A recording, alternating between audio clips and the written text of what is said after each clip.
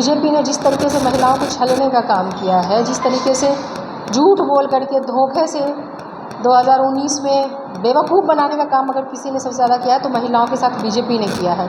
नमस्कार, आप देख रहे हैं एक न्यूज़ 24 और मैं हूं आपके साथ श्वेता मिश्रा। राजद की महिला प्रदेश अध्यक्ष रितु जायसवाल ने बीजेपी पर जमकर निशाना साधा है।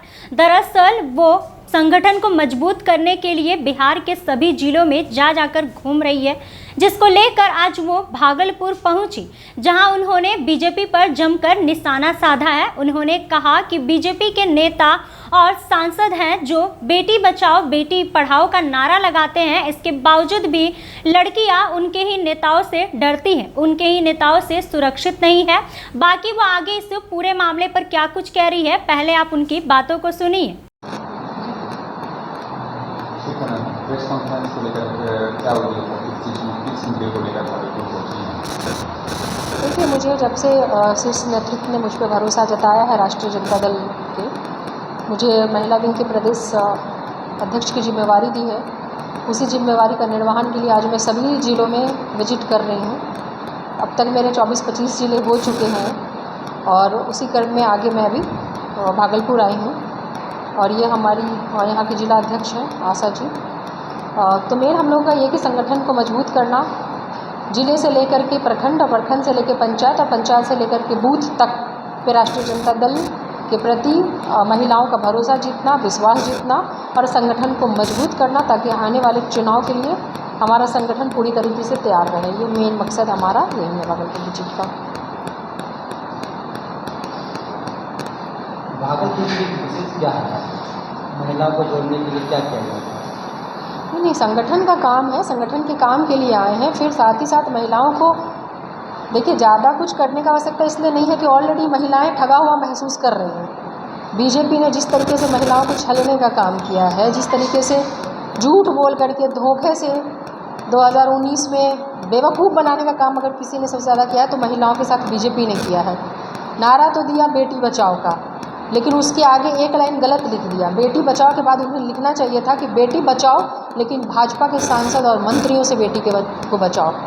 तो ये जो बेटी बचाओ का नारा देने वाले जो लोग हैं, उन्होंने बेटी की कोई इज्जत छोड़ी नहीं। चाहे वो मणिपुर की घटना हो, जहाँ पे निवस्त्र कर करके घुमाया गया, जो विश्व में कभी ऐसी घटना कभी सुनने को नहीं मिली होगी। जिस तरीके से महिला रेसलर्स के साथ हुआ और वहाँ पे महिला रेसलर्स को सम्मान दिलाने के बजाय, उसको उसका अधिकार दिलाने के बजाय, न्याय दिलाने के बजाय वो अपने एमपी बृजभूषण शरण सिंह को बचाने में ज़्यादा लगी रही। और एक नाबालिग होकर के अगर कोई कहती है तो उस पर पॉक्सो लगता है और पॉक्सो में तुरंत इमीडिएट आपको FIR दर्ज करना है। लेकिन ये कैसा देश में हम लोग रहते हैं और कैसा यहाँ का गृह मंत्री है और कैसी यहाँ की पुलिस है, जो कि घटना दिल्ली की है और दिल्ली की पुलिस गृह मंत्री अमित शाह के अंदर में आती है, FIR तक दर्ज नहीं करती है। एक नाबालिग के बयान का FIR तक दर्ज नहीं होता, ये शर्मनाक है। तो हर मसले में, चाहे उन्होंने बेटी बचाओ का नारा दिया हो, लेकिन बेटियां आज सुरक्षित नहीं है देश के किसी भी कोने में। ये बीजेपी की सरकार है। दूसरी बात, उन्होंने जो आश्वासन दिया, बहुत हुई महंगाई की मार, अब की बार मोदी सरकार 450 का गैस उनको बहुत महंगा लगा था, इसलिए सस्ता करके आज 1200 का कर दिया। और जो चुनावी जो कहते हैं ना कि बांटना, तो आया तो 200 रुपये कम कर दिए ताकि चुनाव फिर से बहला फुसला करके फिर डबल वसूली करेंगे। तो ये वसूली वाली सरकार है, बेनकाब हो चुकी है।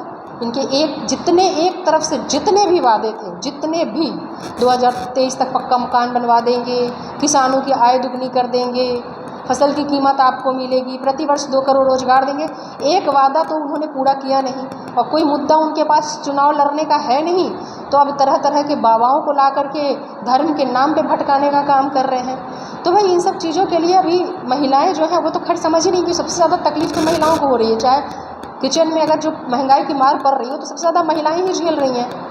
तो महिलाएं अपने आप को इसके लिए तैयार करें कि कैसे बीजेपी को यहाँ से उसका सुपरा साफ करना है। जैसा कि राजद की महिला प्रदेश अध्यक्ष का साफ तौर पर कहना है कि बीजेपी हमेशा ठगने का काम करती है, वो आम जनता को ठगने का पूरा काम कर रही है। बीजेपी के नेतृत्व में कोई भी महिला सुरक्षित नहीं है। भले वो लोग बेटी बचाओ बेटी पढ़ाओ का नारा लगाते हैं, लेकिन उनके ही सांसद से महिला अपने आप को असुरक्षित महसूस करती है। बाकी उन्होंने ये भी कहा कि 2024 में और 2025 में जनता उनको अपना दबदबा दिखा देगी। फिलहाल इस खबर में बस इतना ही। ऐसे ही तमाम खबरों के लिए बने रहे हमारे साथ और देखते रहे एक न्यूज़ 24। अगर आप ये वीडियो हमारे फेसबुक पेज पर देख रहे हैं तो हमारे पेज को फॉलो करें, और अगर यही वीडियो हमारे यूट्यूब चैनल पर देख रहे हैं तो हमारे चैनल को सब्सक्राइब करें। धन्यवाद।